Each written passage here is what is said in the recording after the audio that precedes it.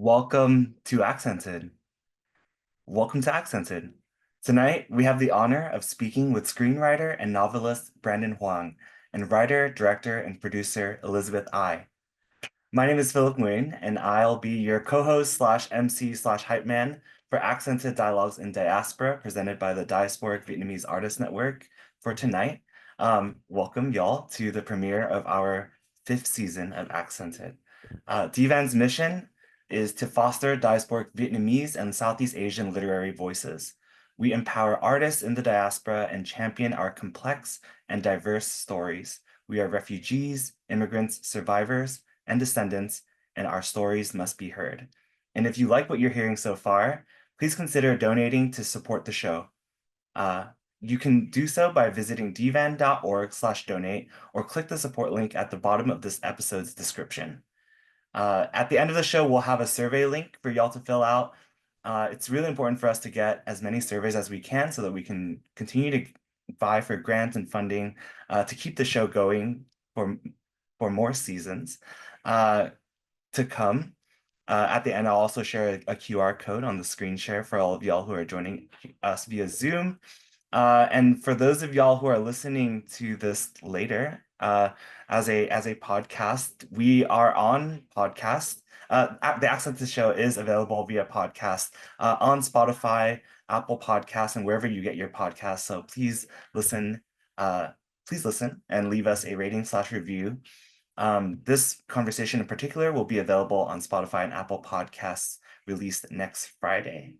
And now I have the honor of introducing my co-host for Accented, Viet Thanh Nguyen, whose novel The Sympathizer won the Pulitzer Prize for fiction. His most recent books are Simone, a children's book illustrated by Minnie Fan, and A Man of Two Faces, a memoir, a history, a memorial. He is also the editor of The Displaced, Refugee Writers on Refugee Lives. Welcome back to Accented, Viet. Hey, Philip, it's great to see you again after our vacation and to come back here to Accented Season 5. We have two wonderful guests with us today. Our first guest is Brandon Hoang. He's the author of the young adult novel Gloria Buenrostro is Not My Girlfriend and the middle grade novel The Crossbow of Destiny. A screenwriter and novelist, Brandon currently lives in Portland, Oregon. Welcome, Brandon. Thanks for having me.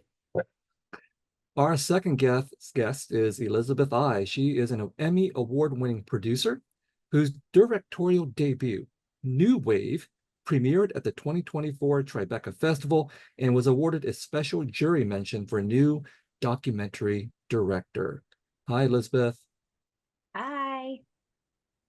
It's great to have you both here on the show. And, you know, it's our custom to ask our guests about their origin stories as artists, because, you know, the stereotype about Vietnamese and Asian American families is that we don't produce artists. Instead, we produce doctors, lawyers, engineers, all these noble occupations, but we still need our artists. And so I'm curious, given what I assume has not been an environment where people were encouraging you to be artists, how did you become one? Brandon, let's start with you. Yeah, I mean, you kind of just took my whole log line right there. But yeah, it's very, again, I wish I had a less cliche story to tell you about my origin stories, but yeah, books, television, films were a comfort to me growing up. Uh, they were just ways I could escape and when I needed to, and they were always provided a comfort for me. So I wanted to just do that. And of course, the story goes, yeah, my Viet father was like, hey, you can't make it, can't, that's not you can do that as a hobby. That's not a career. And I was like, oh, okay, well, I guess I can't do that.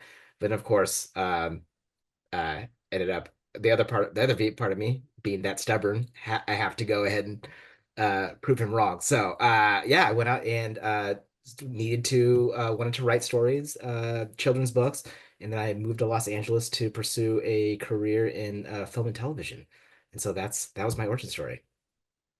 Well, I have so many questions about that because I think we have some similarities Yeah. in terms of our obsession with stories. I mean, you went in a different direction, but we'll get into the film and the television part of things.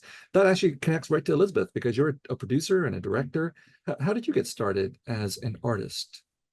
Well, I won't echo everybody else's stories because I know, as a child of refugees and as all of you are as well, um, it really, for me, I wanted change. And so I started off thinking that there was a chance for me in politics. And I think, there are people now from our community in, the halls of power. But for me, I was a serial student government person. I thought that that was the track. I was going to change things because I had this idealistic vision of seeing um, the community that I was in, very working class, blue collar, that I could do something else and I could change things. And that really was kind of my way into storytelling, because you kind of fall in love. As you know, right now we're in the midst of an election.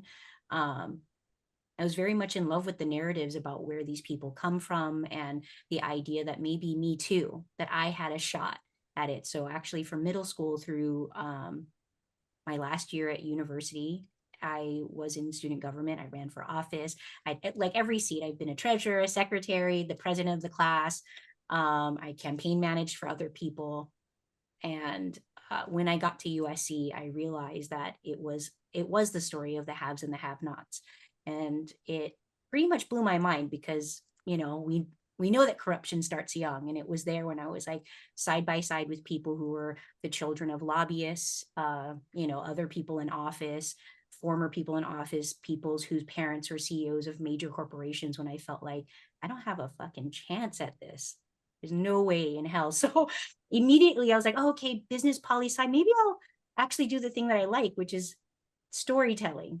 I'll get into that a little bit more, but I feel like at that moment I became an English major, creative writing, and then the reality of getting out of school full of debt. I was like, oh, I can't make it as a writer either. So I set those dreams aside, and so that's the origin story in terms of how I started with my curiosity about storytelling and change. Well, you did all the wrong things, being an English major and a creative writing major. How dare you do something like that? Well, Definitely. we'll hear more about where that track eventually took you. But Brandon, you went into film and television, but then you also became a novelist as well.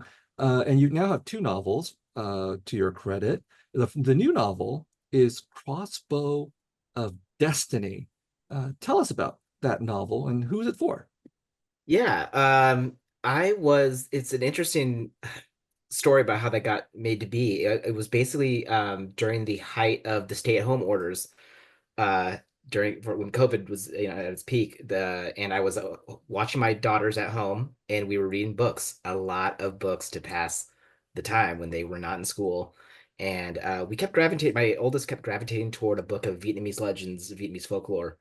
And I had an editor at Scholastic read it out to me and say, "Hey, I want to work with you. Let's work on something. Pitch me, give me some pitches. Let's do something now." And I was like, "Okay, great."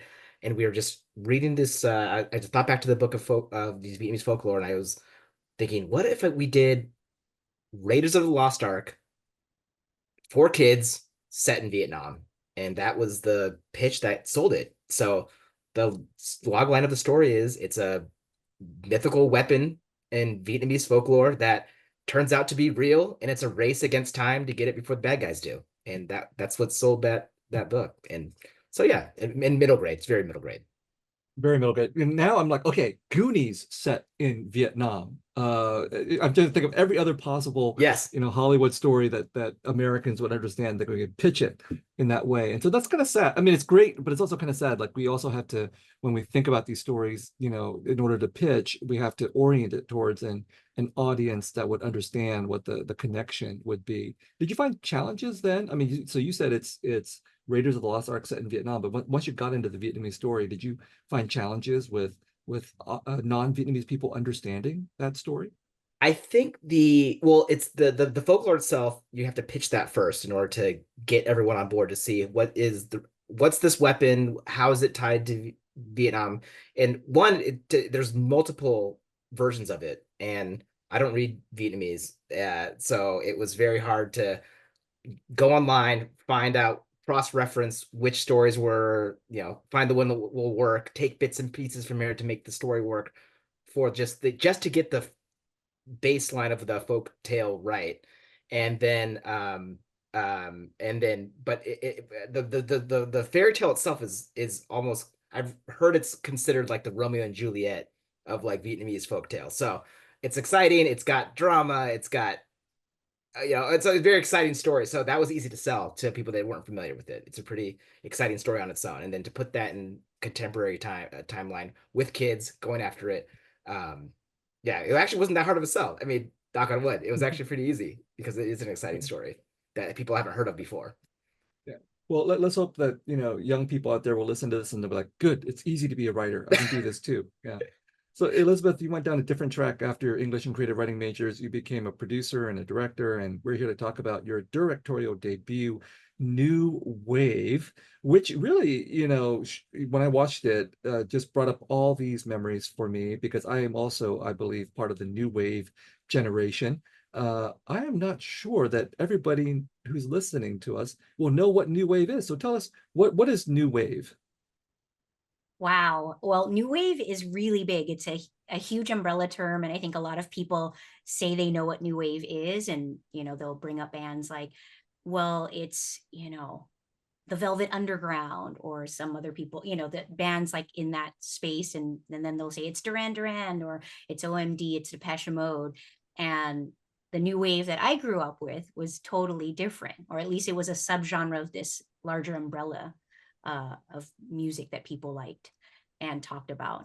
But in my community, in our community, Vietnamese New Wave was a very specific group of bands, and you would hear Modern Talking, CC Catch, Bad Boys Blue, Sandra, etc. And so when I was pregnant with my daughter, I was like, I got to leave a story behind for her, right? Like I have to start somewhere, and I don't have these Vietnam War stories that everybody seems to be telling. Um, so I went back to the earliest memory that I had. I was 5 in 1985. So you can do the math on that. I was just a kid, but these teenagers were raising me. And so it was like a, part love letter to them and a love letter to this daughter I was going to have. And as I, got into the excavating of the archives, I realized, it was a lot more than just a new wave scene. It wasn't just the diaspora music scene. It wasn't just music that they loved from the Euro disco artists from Europe, but it was a reason for this 1.5 generation to come together around something that was neither exactly Vietnamese and not American either, that they built an entire world that was all of their own. So that's kind of what New Wave is in terms of the film that I made. Yeah. Well, even when you were saying those names of the artists, I was like, oh my God, it stirs such feelings in me. You said Sandra, and I grew up in San Jose, California, and in downtown San Jose, and on 10th Street. And on 10th Street, there was actually a Vietnamese American record store. It was a very small record store, but I would go there after school with what little cash that I had and buy vinyl, these new wave vinyl records. I had the Sandra LP, Everlasting Love, and it was like I was that was my connection to the Vietnamese American community that I was growing up in. I was a dork and a nerd and everything like that. And the new wave kids were so cool, as we see in your documentary. They had the great hair, the great clothes, the great cars. And I was just like a Catholic school kid without any of that kind of stuff. But we shared the music. And it was just so emotional of an experience for me to have that. But my first exposure was actually through my brother, who was 7 years older, and he would buy and bring home these cassette tapes that somebody had made, but they were mixtapes with greatest hits of various kinds of new wave Euro disco music. Were you participating in that as well? I was too young for that. I was getting this from the teenagers who raised me. They were the ones buying the mixtapes, and they would come home with them and they would play them. And I think for me it was like really aspirational. You're just like, whoa, you dyed your hair, you thrifted that jacket or that shirt or whatever you're wearing, or you're cutting up your pants. Like, this is not what we did as poor refugee or immigrant kids. You didn't just like rip clothes that you bought. It was, sacrilegious. So I think just kind of that idea, seeing them when I was a kid, and I wanted to go back to that because I was so determined to make a story that was just fun, joyful, celebratory. And I think that was really what it was all about. Like saying, I'm going to make this new wave documentary back in 2018. I was like hell-bent that it had to be fun, no more trauma, no more graphic violence. Like I didn't want that in my movie at all. I'd never seen like depictions of our people as artists and musicians and rebels and punks and total fuck ups. Like I think it was just so important to me to see a different side of the Vietnamese experience um, in a film. And in the kinds of stories that I wanted. I watch this film now and I say, where the hell was something like this when I was a teenager? Maybe it would have sent me in a different direction. But here I am. I made this film. And then I guess for you, Brandon, like, do you also feel similarly? Like, you wish is the book that you wrote something that you wish you had growing up? I know that, like, I wonder, like, how much of your personal experience did you draw from in writing the book, and and also like how what that process was like for you to like imbue so much, like, if you did like imbue that personal aspect of your life into the book, like, was there emotional burnout? Maybe not from like war trauma that came with it, but just from like going through like the angstiness of like love and like figuring that out as like a young adult type of trauma, you know? Yeah. I mean, yeah, a lot of it. I mean, both books, both Gloria Ben Rostro is my girlfriend, the YA. I definitely took that was very personal. That was the spark of that became from I was going through some old notes.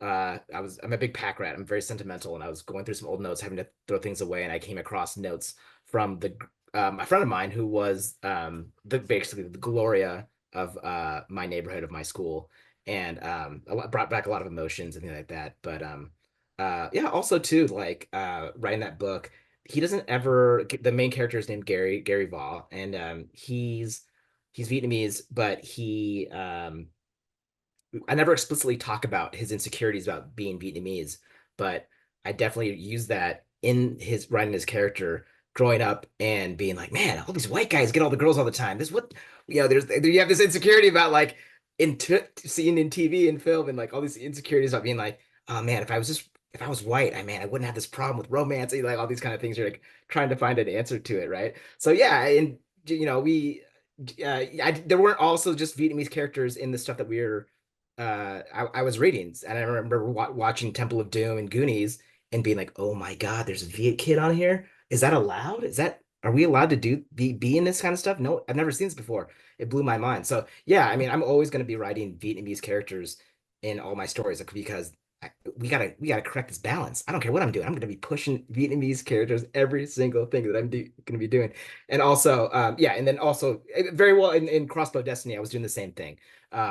It's a story about Freddie, the young girl. She hasn't been back. She is struggling. She's a confident person in the U.S., but when she goes back to Vietnam and sees her family after all this time, she's forgotten the language. She hasn't for barely remembers her hometown, so she is struggling to keep up with even just conversation and hearing what people are talking about. And she's once a confident kid, but as soon as she's thrown back into Vietnamese culture, she's completely insecure. And I drew that from my own experiences as growing up and not learning the language, not knowing the language, and being able to pick like one or two words out of a sentence and guessing what it was, or even speaking in, as we know, the Vietnamese language, you mess up an accent, you're spinning out and you're saying completely wrong word, completely wrong sentence. No one's understanding what you're saying. And I definitely was able to mine that embarrassment and put it into a book. So yeah, it was a lot of those, both of those books have a lot of me in them based on my experience growing up as a Vietnamese. Yeah. In the Pacific Northwest, right? Yeah. Hmm. Yes. I'm like wondering like what community was like, what did that look like for you there, like growing up in PNW? I think it's better now. In my pocket of where I grew up, I was the only Vietnamese people I knew were me and my family, my thousands of cousins. I had one other Vietnamese friend, but that was it, who I met in middle school. But other than that, I was the only Vietnamese person in my school. And so my community was, I don't know, driving down Sandy Boulevard. Shout out to Sandy Boulevard, where that's where all the Vietnamese places were. I remember my dad would, after school, he would swing by this one suburban neighborhood and go to this house and get Vietnamese food from this one lady. We did it so often, I actually thought she was a blood relative. Turns out she wasn't. She was just a lady that was selling Vietnamese food from her house that we'd always go to. And so you mean that those every weekend you're seeing these same people. They're almost like your community. We always got the same guy to get on me.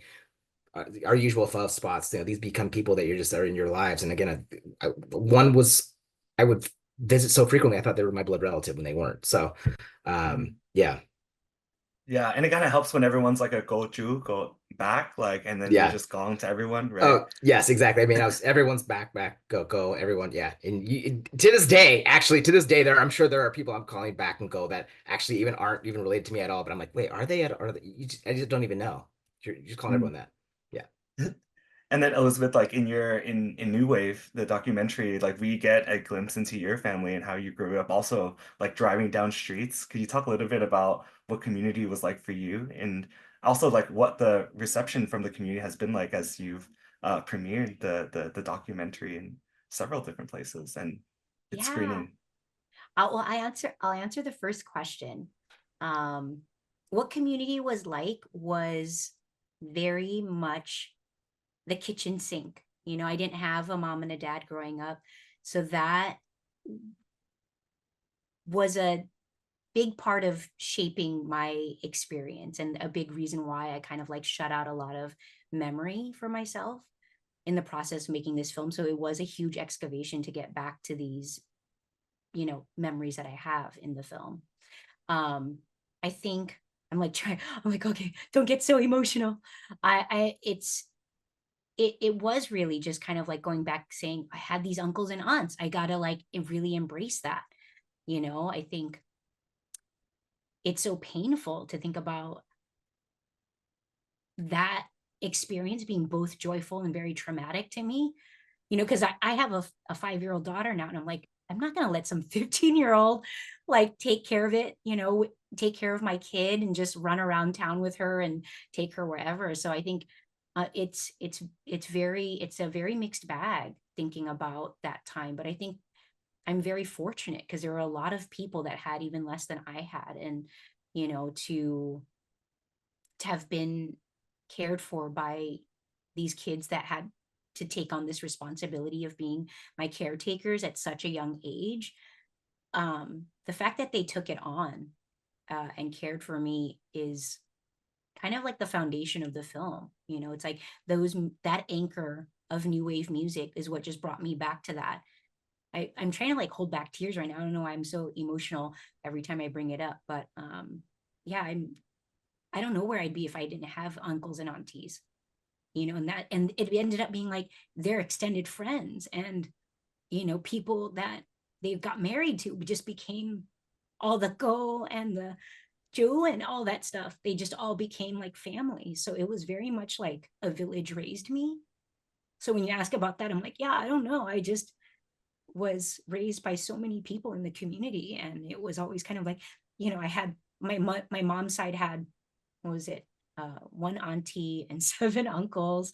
And yeah, it was kind of just like one uncle is really like the library. So that's who I went to the bookstores and the library with. There was an uncle, there were a couple of uncles and my auntie who loved new wave music. So I hung out with them. So it was all kind of just going wherever. I'm like, oh, that uncle likes ice cream and snacks. So I like follow him around. So I just wanted to say it wasn't just the new wave rides, but that was kind of the background noise that was always there, whether we were in a car or we went, on the weekends to Orange County to like get things or meet people or friends or relatives.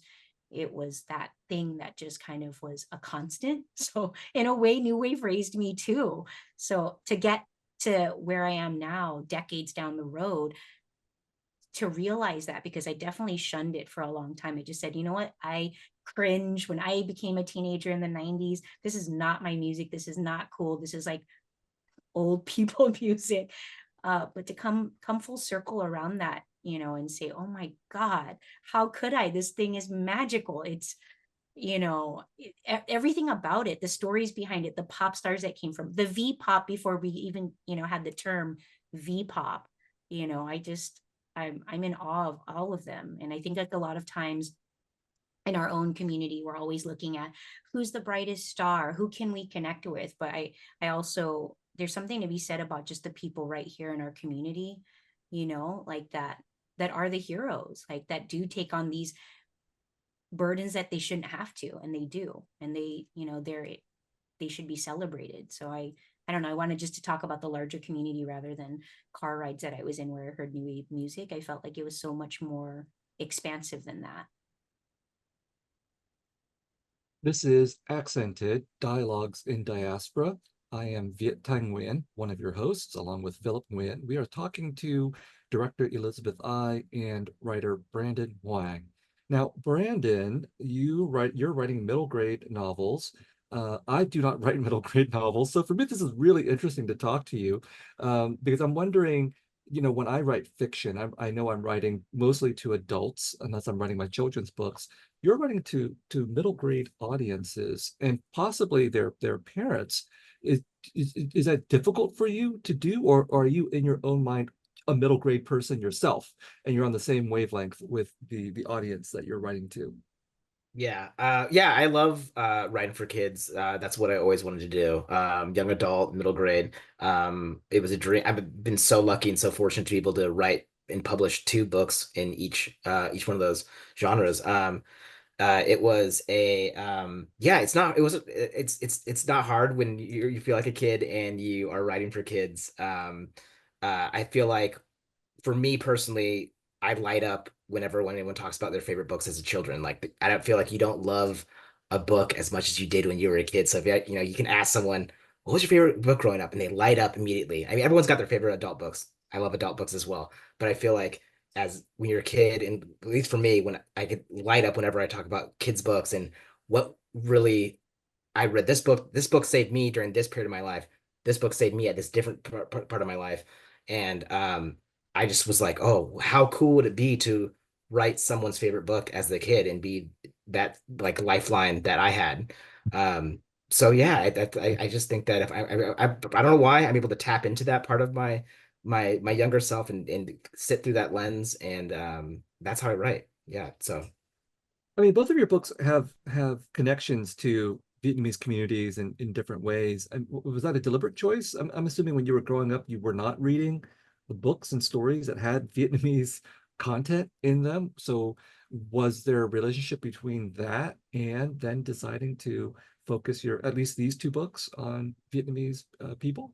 yeah, I think there's 2 parts to that. One, I kind of mentioned before about bringing that balance back and like tipping the scales back in our favor, because there just wasn't anything like that. I was like, why does other people get to be telling these stories? Like, we're ours. We were so thirsty for anything with Vietnamese content that, I'd read. I remember there was one book I remember a 4th grade teacher of mine gave me because she said, "Oh, there's a Vietnamese person in it." And I was like, "I kidding it." And it was just I don't it was called My Name is Scrambled Eggs. I couldn't tell you a log line, but I was so pumped, so excited that there was a book about that had the cover art was a Vietnamese person on this book, and I could not believe it. And I was like, we got it. Has to be that thirsty about it. We need to have a lot more of these books out there. And so that's one thing, is just the stubbornness of just being like, we need to just have more. So if I can contribute it and I can sell it and I can get it out there, then I'm doing something.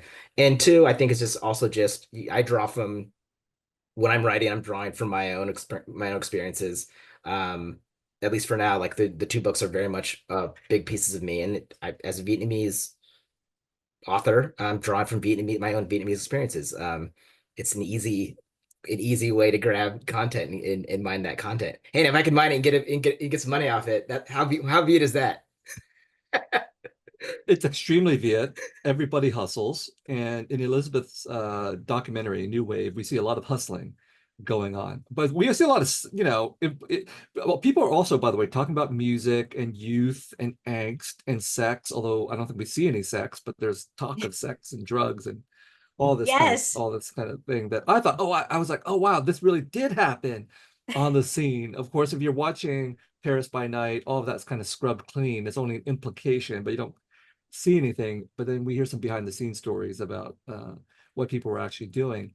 But I was fascinated, Elizabeth, by how you were able to interview some of the famous people from the new wave scene. Those who were into new wave would know the names of Tommy Ngo and Linda Chiang Dai, for example, the infamous or famous Vietnamese Madonna.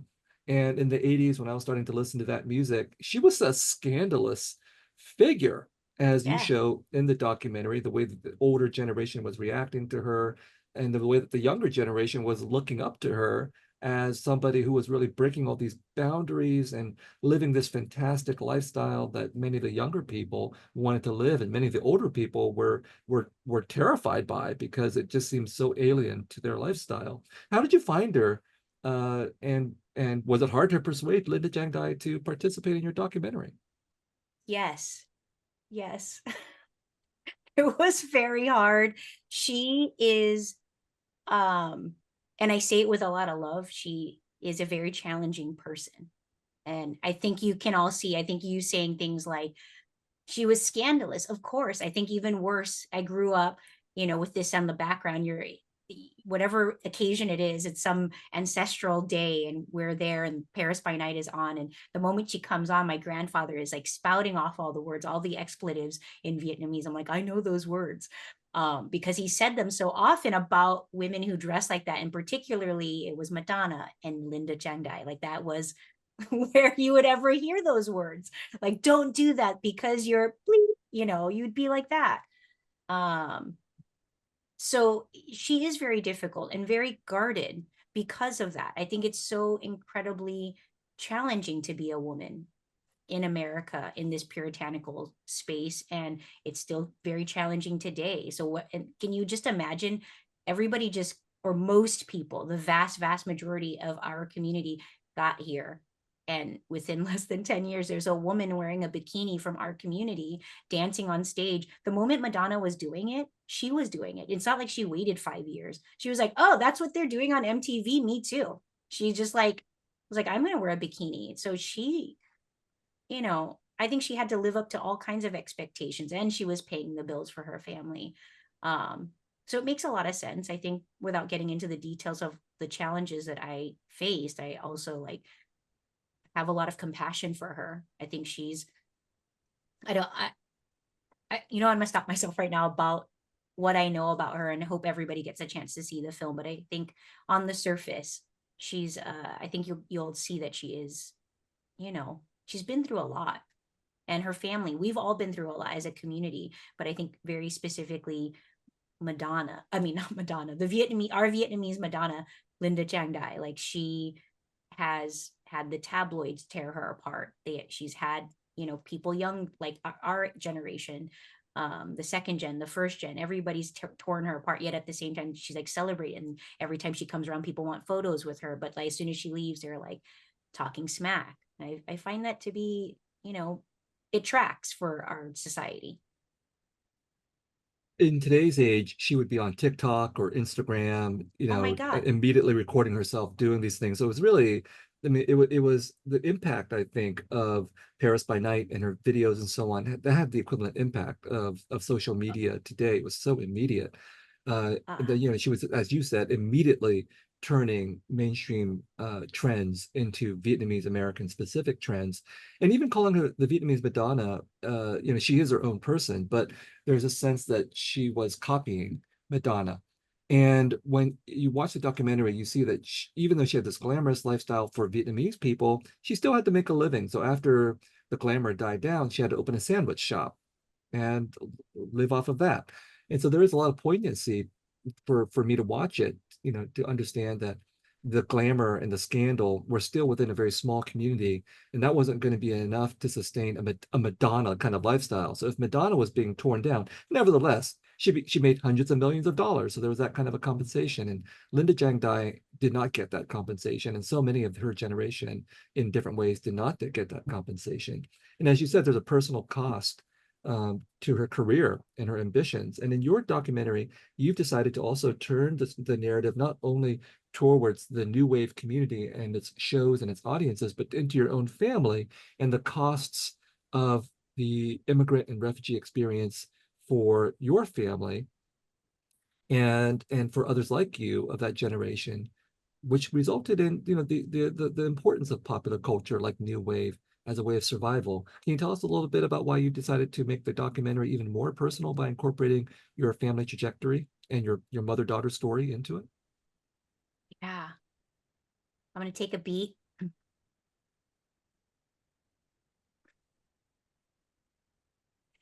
So this project took 6 years. So it wasn't like I knew I would be a part of it. I've always been behind the scenes. I've been producing for almost 15 years.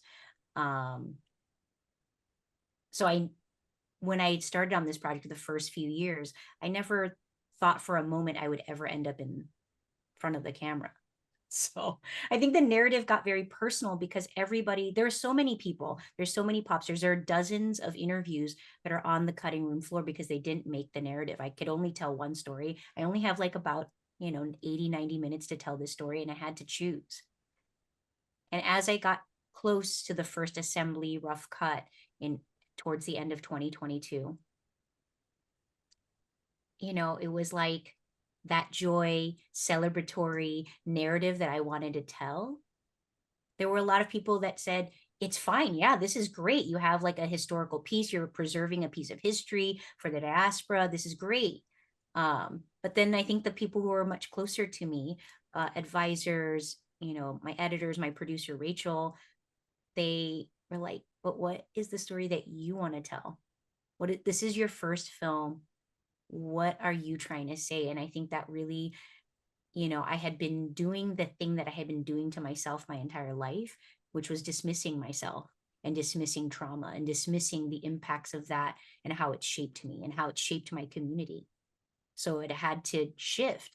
And instead of saying, hey, tell me more of the narratives, all of the interviews that I had everything that I cut out was, oh, that's too traumatic. They're like crying on camera. This is, and I'm crying sitting as the person behind the camera. I'm crying through interviews, listening to these accounts.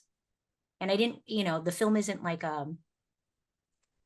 trauma porn. I very much tried to avoid that, but I think that I didn't want to dismiss the truth. And so in doing that, I was like, well, my film participants, Ian, Linda, all these people have given me so much. I felt like the next way through was I had to be the shoelace. It was like if there was two sides to the shoe, I had to be the shoelace and thread the whole thing through. So I turned the camera on myself, and I never even uttered the words, I'm estranged from my mom, my entire life. It had been decades. And I was like, why is that? Why am I estranged from my mom? And I think that was the really big question that came about.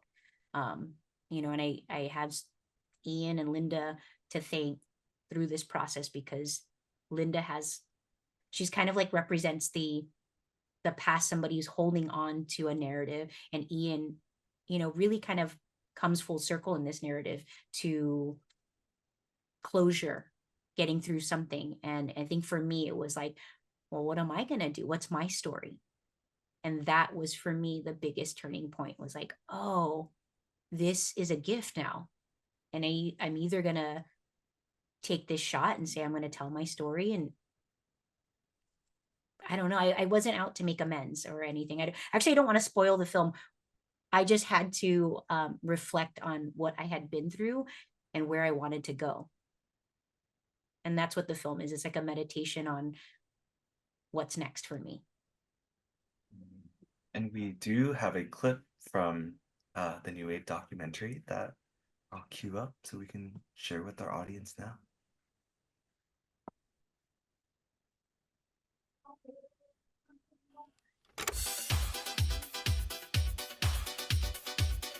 For all those Vietnamese refugees, can they become Americans?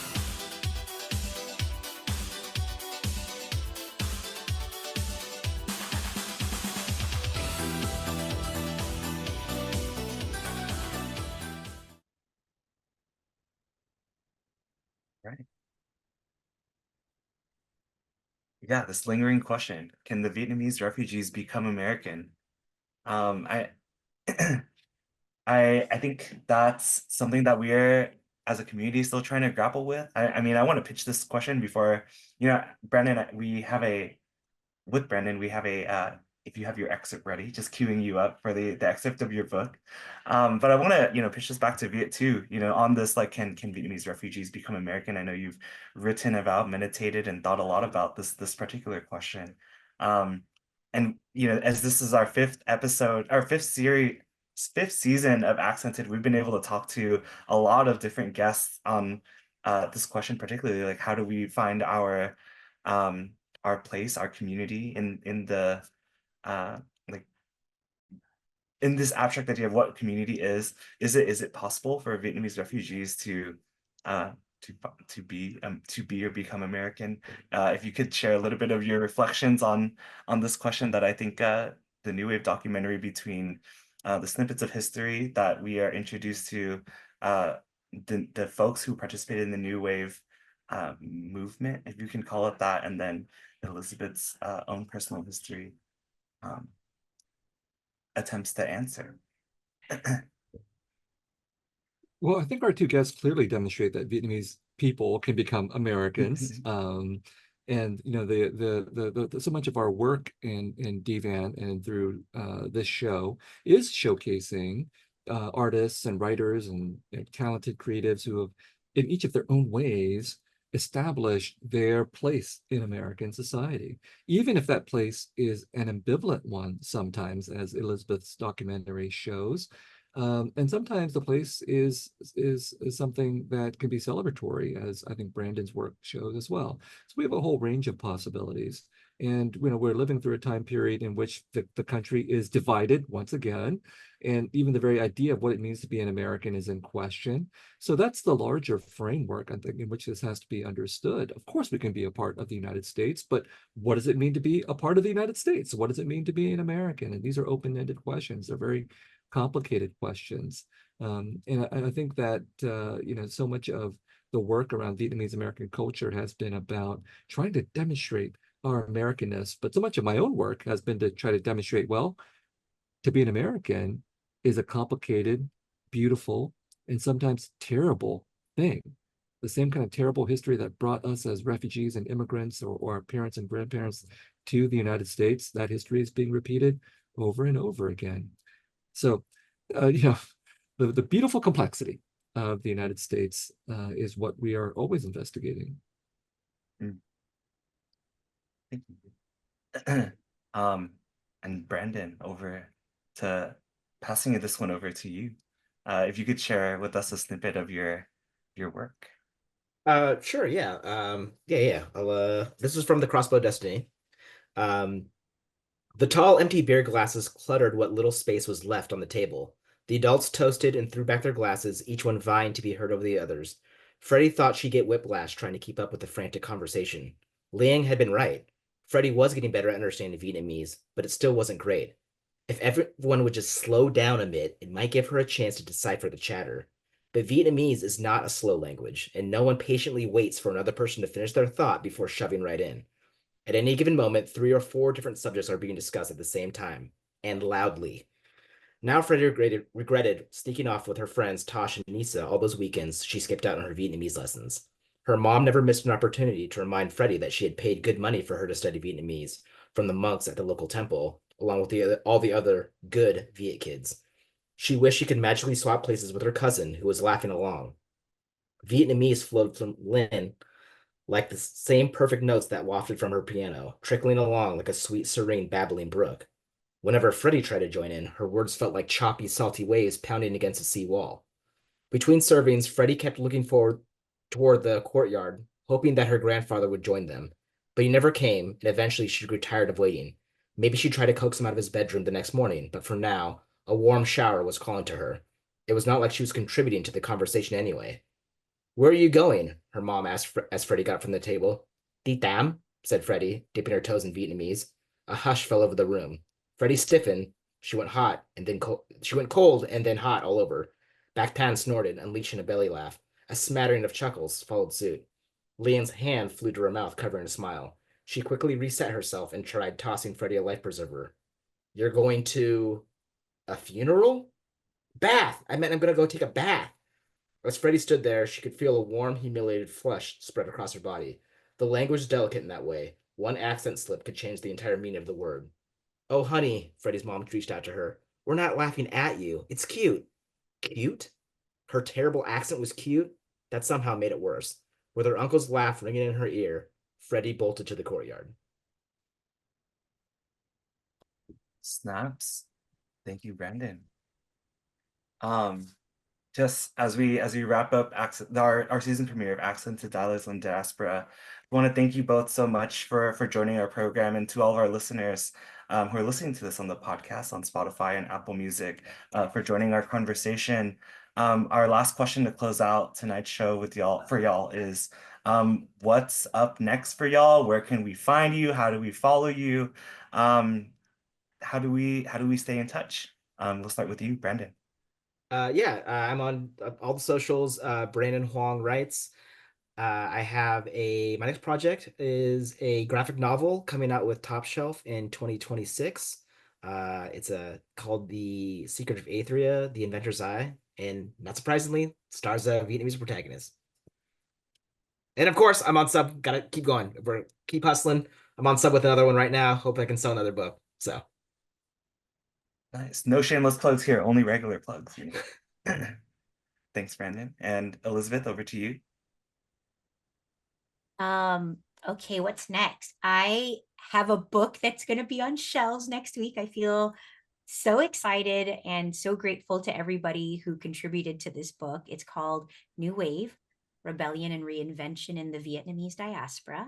You can find it online at your local Barnes and Noble, maybe. We'll see. And I am still touring with the film. And so we'll be in more than a dozen cities before the end of the year. We have our theatrical run in New York that starts on October 3rd, and we'll be back for the Viet Film Fest, making our West Coast premiere, a homecoming of sorts. So I'm very, very, very proud and excited to bring it to the community. And yeah, I'm working on the narrative adaptation of this documentary. So yeah, there's so many stories that need to be told. So it's loosely based on in the world, but I know that more music, more new wave, more dancing, more crazy hair needs to be seen. So I'm working on the next thing. I'm a masochist. Aren't we all in some sort of weird, complex way? And Viet, passing to you for any plugs. Any plugs? Of course, I have a plug. I'm a Vietnamese person, as Brandon said. We always got to hustle and sell. Well, in fact, I have a book coming out in April 2025, To Save and to Destroy, Writing as an Other. I just released a cover today from Harvard University Press. And in fact, in the same month, Isabel Thuy Palo Lan Yung and I have an edited collection called The Cleaving, Vietnamese Writers in Dialogue. So a lot of hustling going on right now. I would like to thank both our guests, Elizabeth Ai and Brandon Hoang, for bringing their best selves to Accented tonight. I'd like to thank all of you who are listening, and we'll catch you next time on Accented Dialogues in Diaspora.